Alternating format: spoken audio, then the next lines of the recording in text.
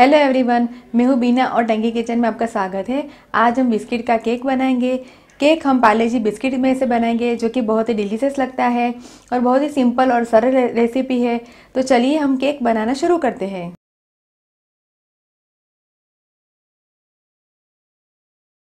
पार्ले जी biscuit cake बनाने के लिए मैंने यहाँ पे एक पैकेट हाइड एंड सीक का लिया हुआ है और 2 पैकेट हम पार्ले जी बिस्किट का इस्तेमाल करेंगे। ये 10 रुपये वाला पार्ले जी बिस्किट का पैकेट है, जिसमें से 2 पैकेट निकलते हैं। आधा कप ऑयल, आधा कप शक्कर का मैंने पाउडर घर पे बना के फिर लिया हुआ है। 1/4 कप मिल्क पाउडर, 8-10 बादाम को मैंने काट के लिया हुआ है। 8-10 काजू को भी मैंने बारीक काट के लिया हुआ है। 1 छोटा चम्मच वेनिला एसेंस, 3/4 कप दूध, 1 बड़ा चम्मच कोकोआ पाउडर, आधा छोटा चम्मच बेकिंग सोडा और आधा छोटा चम्मच खाने का सोडा। तो चलिए हम केक बनाना स्टार्ट करते हैं। सबसे पहले हम मिक्सी का जार लेंगे और मिक्सी के जार में ऐसे बिस्किट को तोड़ के फिर डालेंगे। मैंने सारे पार्ले जी बिस्किट को तोड़ के इसमें मिक्सी के जार में डाल दिया है। अब हम इसका पाउडर बना के तैयार करेंगे। पार्ले जी बिस्किट से पाउडर बन के तैयार है। अब इसे हम किसी बर्तन में निकाल लेंगे। अब हम हाइड एंड सीक बिस्किट का पाउडर बना के तैयार करेंगे। तो इसके लिए मिक्सी के जार में हम सारे हाइड एंड सीक बिस्किट को तोड़ के इसका पाउडर बनाएंगे। हाइड एंड सीक बिस्किट का पाउडर बन के तैयार है। हमने 2 बैच में बिस्किट का पाउडर बना के तैयार किया है। इसे भी हम बाउल में निकाल लेंगे। अब हम इसमें मिल्क पाउडर डालेंगे,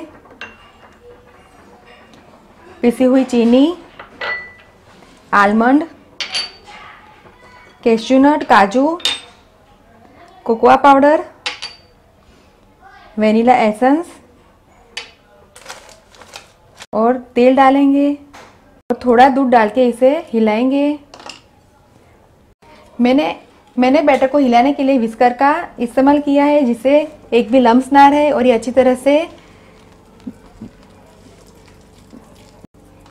आइए, बचा हुआ दूध भी हम इसमें डाल देंगे। मैंने 3/4 कप दूध डाला है, पर बैटर थोड़ा सा गाढ़ा लग रहा है, इसलिए हम इसमें और 1/4 कप दूध और डालेंगे। टोटल मैंने यहाँ पे 1 कप दूध का इस्तेमाल किया है। बैटर बनके तैयार है। बैटर की कंसिस्टेंसी कुछ इस प्रकार की हमने रखी हुई है।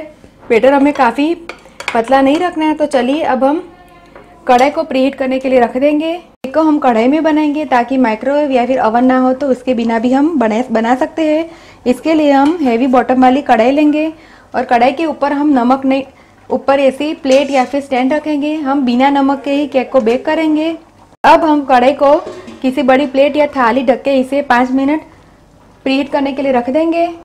केक को बेक करने के लिए मैंने ऐसा मोल्ड लिया है और मोल्ड में थोड़ा सा तेल डाल के हम मोल्ड को चारों ओर से ग्रीस करेंगे।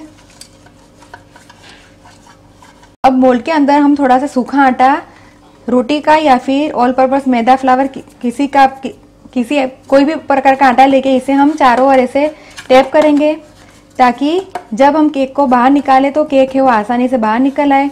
मोल्ड को ग्रीस करके हमने तैयार किया हुआ है।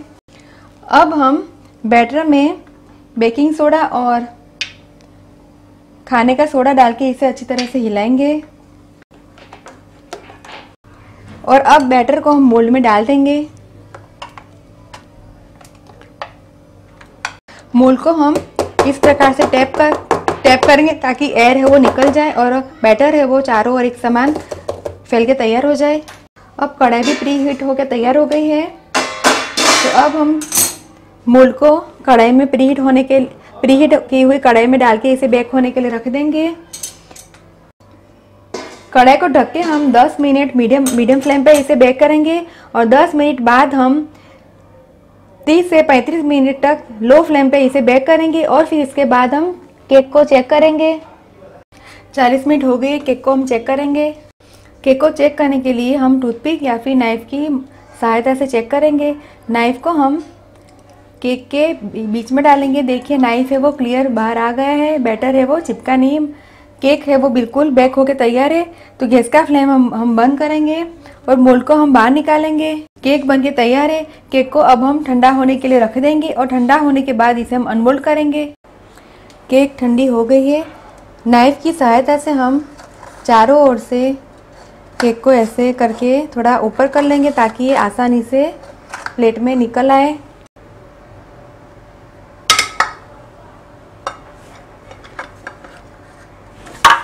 केक है वो प्लेट में बाहर आ गई है, अनमोल हो गया है। केक को हम कट करेंगे। केक खाने के लिए तैयार है। मैंने केक के ऊपर पाउडर शक्कर डाल के गार्निश किया है। आप इस रेसिपी को घर पे ज़रूर ट्राई कीजिए और मुझे कमेंट में फीडबैक दीजिए कि आपको ये मेरी रेसिपी कैसी लगी। बिस्किट का केक बनके तैयार है। बहुत ही स्पॉन्जी और बहुत ही टेस्टी बना है। तो आप इस रेसिपी को घर पे ज़रूर ट्राई कीजिए।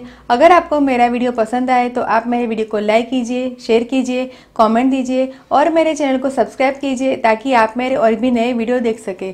दोबारा हम फिर मिलेंगे, तब तक के लिए थैंक यू, बाय।